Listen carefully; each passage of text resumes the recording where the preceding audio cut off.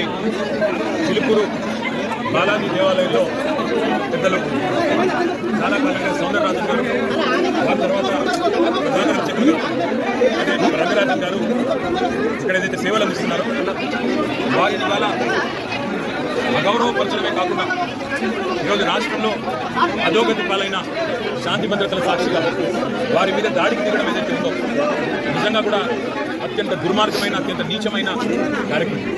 ఇది ఎవరు చేసినా, ఏ పేరిట చేసినా, ఏ ఎజెండాతో చేసినా శాంతి భద్రతల విషయంలో మాత్రం ఉక్కుపాదంతో వ్యవహరించాల్సిన బాధ్యత రాష్ట్ర ప్రభుత్వం మీద ఉంటుంది.